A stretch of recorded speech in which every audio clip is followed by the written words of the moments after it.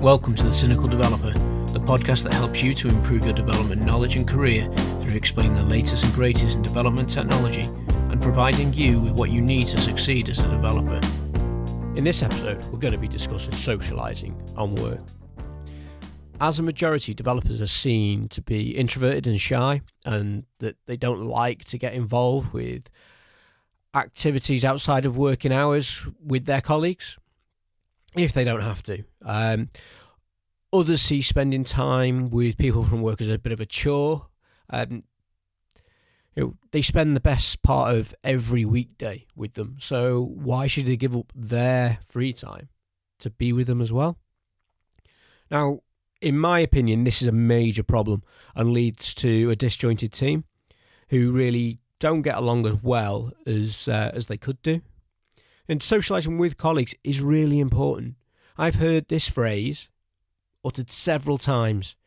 You aren't my friends, you are just the people I work with. Now that's not a good attitude to have. As a team, we all need to work together. And on the level of friends where we can be completely, utterly truthful and say what needs to be said just to get the job done.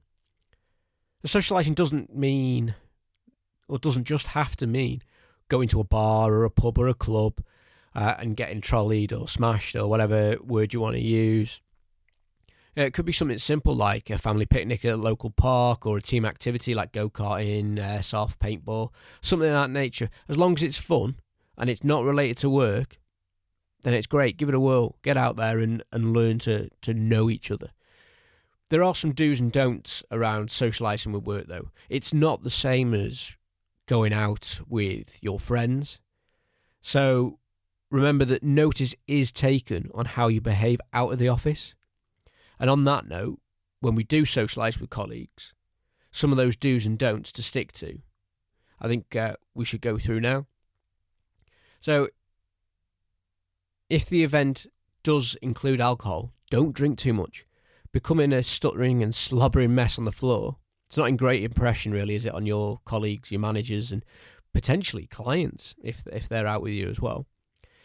And if you're a bit like me and tend to be a little more vocal, a little bit louder, a little bit more in your face after having a few drinks, try and keep that in check. It's landed me in hot water more than once.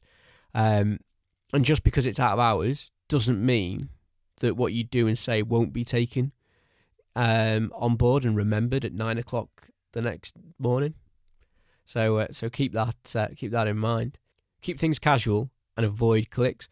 We all have people that we get on with in work more than others, and it's true for being in the office as well as in the wider world. But try to include everyone. Don't organise a get-together and only invite the elite few. This is going to end up leading to resentment from those who've been excluded, either purposefully or not. It's going to end up with that same thought process from those people that aren't being included. Now, it can be tempting to raise work issues when you're out with people from work, because all these people now have let their guards down and they're a little bit more approachable. But not everybody wants to talk shop outside of working hours. So try to leave those work problems at the office and keep the conversation away from work as much as you can. You know, inevitably you will talk shop at some point, but try and keep it away. If you're stuck with trying to find things to talk about, ask about family, friends, holidays, their hobbies, their favourite TV shows, maybe movies. Do anything. Talk about anything other than just bitching about work. It'll also help you build a stronger bond between you and your colleagues and help pave that road to becoming friends rather than just people that you work with. And socialising can remove some of these barriers. Like I've said, people do let their guards down, but I would avoid disrespecting the workplace hierarchy. You know, you're not out with your friends. These are people that you work with, and some of them are going to be your bosses. So do keep that in mind. These events are an opportunity for you and your workmates to get to know the real people. So don't make stuff up about yourself to try and fit in with their likes and dislikes. Don't say you love Game of Thrones just because everyone else in the office seems to like it. You know, tell them that you don't like it. And on a side note to that, if you don't like it, I'm not angry. I'm just very disappointed in you. But to be honest, you should be being honest. And the people around you, they're going to like you more for it. They're going to respect you for that you have your own opinions, that you are your own person, and that you're not just going with the flow. And like most things, moderation is key.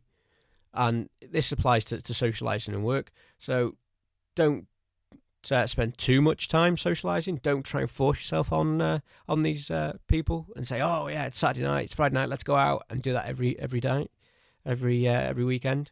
They don't need that. They've got their own lives as well, and they've got their own friends that they want to socialise with. Something else that you should avoid is getting too personal. You don't need to know the ins and outs of every aspect of your colleagues' lives.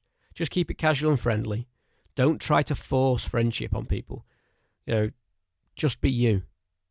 And eventually that bond will build. The people that you work with, they don't need to know about the rash that you've had for 6 weeks and you're too scared to go to the doctors about. So don't overshare. Keep it lighthearted. Keep it fun. Keep it casual. And being a team is like being in a family. You need to trust each other. You need to know your strengths and weaknesses as a team, as a collective. You need to be able to rely on each other. And you need to be able to have a disagreement, a debate, an argument, whatever, and know that in an hour or the next day, it'll all be forgotten and people have moved on from it and you can just get on with the job. And cutting yourself off from your peers and only interacting with them on Monday and Friday between 9 and 5, it's not a great way to build that relationship that we've been talking about. Even more so, it's worse if you're one of these developers that turns up in the morning, doesn't say hi or good morning or acknowledge the team. They just come in, they sit down, stick their headphones in, get on with their work, don't say anything all day, stand up at 5 o'clock and leave. How can your fellow team members know who you are and how you work? How do they know how to work with you if you're like that? Now, if that describes you, seriously, sort yourself out, go outside, give your thick head a wobble. These people need to know who you are and how to work with you. Let the people know that you're a person and that you have likes and dislikes and that you are capable of feelings and emotions. Now, I don't mean sitting in a circle and saying, hi, my name's James and I'm antisocial. Not that sort of thing. This is not Alcohol Anonymous.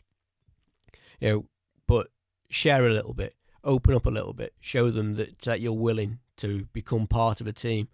Because a team that plays together and works together is stronger and more dependable. They're more likely to help each other out when there's a problem, when the brown stuff hits the fan at 5:30 on a Friday afternoon, and it doesn't just get left to the one or two people that normally clean up the problems. Everybody gets involved because it's a team effort. And if I walk out at 5:30 when there's a problem, I'm letting my team down and I'm letting myself down, and you feel more responsible for it. So give this all some thought. Which are you? Are you a team player or a lone wolf? Which do you want to be? If you have some opinions on what we've discussed in this episode, then be sure to log onto the website, leave some comments, and let's talk about it. Let's thrash something out. Let's see what opinions you have and where you stand on it. Maybe I've said something that you don't agree with and you want to talk about it, then that's great. Let's get involved. So thanks for listening to Cynical Developer. I'm James Stoddart, and this was Socialising with Work. If you enjoyed this episode, please leave a review on your favourite podcast platform and help the Cynical Developer to grow by increasing its audience. If you have any questions about this or any other episode, then drop us an email, a tweet, or leave a comment on the website where you can find all the resource links and show notes for each episode.